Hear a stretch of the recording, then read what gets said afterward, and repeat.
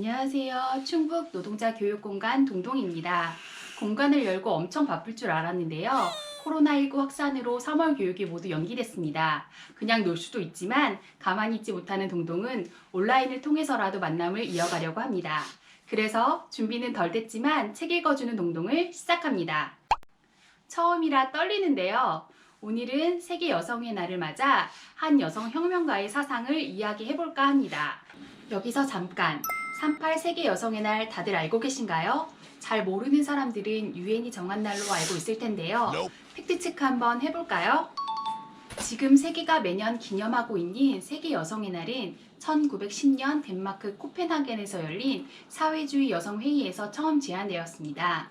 이 회의에 참석한 17개국 사회주의 혁명가 100명이 이 제안에 동참했는데요. 이 제안이 나온 것은 1908년 미국에서 열악한 작업 환경에서 일하다 화재로 사망한 여성 노동자들의 죽음, 이에 미국 여성 노동자들의 투쟁이 직접적인 계기였습니다. 미국에서 벌어진 여성들의 참담한 죽음은 미국만의 문제가 아니었던 겁니다. 자본주의의 여성에 대한 착취, 오랜 여성의 차별이 여성들을 거리로 나오게 했습니다. 1910년 코펜하겐 회의에서 이런 연설이 있었습니다. 만약 우리 여성들이 생활비를 벌기 위해서 집 밖으로 나갈 수 있다면, 만약 우리가 남성들과 동등한 일을 하고 같은 임금을 받을 수 있다면, 만일 여러분이 여러분의 조직을 만들어 노동조합에 들어갈 수 있다면, 그리고 산전산후 휴가와 타가소 시설에 어린아이를 맡길 수 있다면, 우리가 공부할 수 있는 기회가 있고 우리 중에 누가 의사, 박사, 법관, 전문 기능직 그리고 교수가 될 수 있다면, 우리가 재산을 상속받고 우리의 이름으로 가질 수 있다면, 오늘날 우리가 모든 투표에 참여할 수 있다면, 우리가 정당과 공공기관에 들어가기 위해 경쟁할 수 있다면, 우리가 우리의 성과 수태를 조정할 결정권이 있다면, 이것 모두는 바로 우리들의 어머니와 할머니들의 피나는 투쟁이 있었기 때문입니다. 세계 여성의 날, 이 날을 기억할 수 있도록 만든 것은 자본주의 착취에 맞선 여성 노동자들의 투쟁이고, 이를 모아내고자 했던 여성 혁명가들이 있었다는 걸 알고 기억하면 좋겠습니다.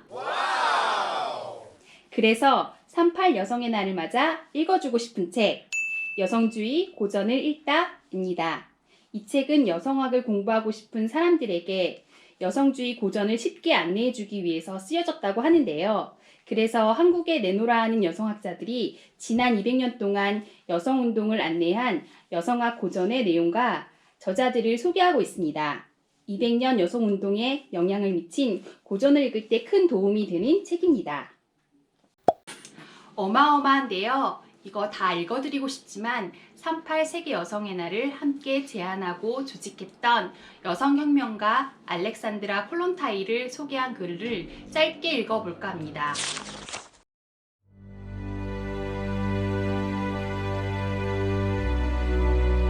콜론타인은 여성해방의 대의를 위해 열렬히 싸운 투사로 알려져 있습니다. 필자는 그녀를 마르크스주의와 여성주의를 결합시킨 사상가, 실천가였다고 소개하고 있습니다. 그래서 콜론타인은 구소련 쪽 사상가들에게는 여성주의 편향에 빠졌다고 비판받았고, 구소련 밖에서는 여성주의자들에게 적대적이었다고 구정받고 있습니다. 본인이 살아있다면 명쾌하게 답해줄 수 있을 텐데요. 우리는 만날 수 없으니 판단은 우리의 몫이겠죠? 그럼에도 우리가 알 수 있는 것은 콜론타인은 자유주의 여성운동과 대결하면서 여성해방 이론을 정립했다는 겁니다. 이에 대해 필자는 페미니즘이라는 용어의 유래, 역사적 의미, 변화 과정을 설명하고 있습니다. 그리고 많은 날이 지난 현재 시점에서 여성주의의 의미를 정리해내고 있습니다. 콜론타인은 자유주의 여성 해방운동의 한계를 사회주의 여성 해방운동으로 극복하려고 했습니다. 그녀에게 여성 억압의 근본 원인인 계급의 발생이었고, 사유재산 유지를 위해 존재하는 가족제도였습니다. 그래서 정리한 글이 여성 문제의 사회적 기초입니다. 여성 종속의 우선적 원인은 경제적 요인이며, 여성이라는 생물학적 성질은 그 부차적인 요인일 뿐이다. 여성의 진정한 해방, 자유와 평등은 여성 종속을 가져온 경제적 요인이 철폐되고 사회적 생산적 질서가 전면적으로 변화할 때 가능하다. 이는 마르크스 여성 해방론의 핵심이라고 평가받는 부분입니다. 그런데 콜론타이의 사상은 여기서 멈추지 않습니다. 콜론타이는 여성의 지위나 상태, 여성의 삶이 자본주의 체제 변화에 의해 자동적으로 변화한다는 결정론적 사고를 하지 않았습니다.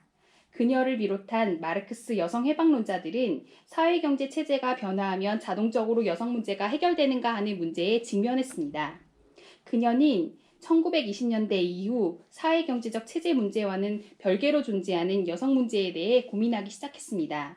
그것 때문에 러시아 혁명가들에게 비판도 받았다고 합니다. 콜론타인은 신여성상을 여러 문학작품을 통해서 소개하기도 했습니다.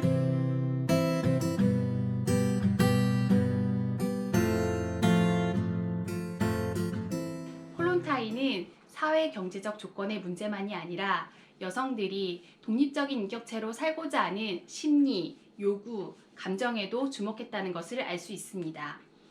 그녀는 가족과 결혼, 사랑과 성의 문제에 대해서도 이야기합니다. 이 책은 짤막하게 각각의 문제에 대해 콜론타이의 견해를 정리하고 있는데요. 이를 통해 알 수 있는 것은 콜론타이의 견해가 점점 진화했고 여성 문제의 상대적 독자성에 대해 말하기 시작했다는 겁니다. 그 중에서도 가장 논란이 됐던 것이 바로 날개 달린 에로스입니다. 콜론타인은 성 문제에 대해 여성 해방과 연결시켜 생각했습니다. 책임감 있고 자유로운 사랑, 여성의 사회적 활동, 자녀 양육의 사회적 책임과 모성 보호를 그 답으로 내놨습니다. 성에 대해 금욕주의적 태도가 아닌 자기 자신의 통제 아래 자연스럽게 충족되는 성적 욕구, 타인에 의존하거나 집착하지 않는 성숙한 인간관계를 말했습니다. 그것이 날개 달린 에로스론의 기본 주장입니다. 하지만 콜론타이의 이런 주장은 당시 금욕주의였던 러시아 볼셰비키들의 맹렬한 반대에 부딪혔습니다. 특히 성해방 문제인데요. 필자는 이를 둘러싼 여론 논쟁도 간략하게 소개하고 있습니다. 그녀는 1922년 외교관이 되어 러시아를 떠났습니다. 그 후 정치 현안에 대해 그녀는 침묵했지만 여성 문제에 대해 목소리를 냈습니다. 콜론타이는 여성 해방은 사회주의 안에서만 가능하다고 믿었습니다. 동시에 그녀는 여성들은 자신들의 해방을 위해 사회주의 안에서도 싸워야 한다고 생각했습니다. 그녀는 마르크스 여성 해방론을 기본 전제로 삼으면서도 성의 자유와 해방을 이야기했습니다. 그녀는 여성의 자율성과 독립적 삶을 추구했습니다. 그녀는 결코 계급적 관점에서 여성 노동자를 생산 노동에 동원한다는 논리에만 갇히지 않았고 여성해방을 성해방의 관점에서만 생각하지도 않았다. 여성해방을 다면적 과제로 생각했고 각각 층위에서 여성해방을 위한 노력이 행해져야 한다는 사실을 잊지 않았다. 여성주의라는 말은 다양한 의미로 쓰였고 논자들마다 각자 자기 관점에서 이를 편리한 대로 사용한 경향이 있다.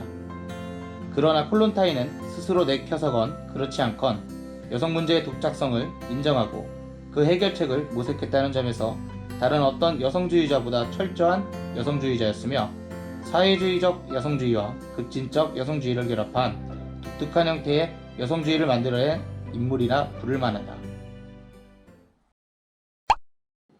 책 읽어주는 동동이었습니다.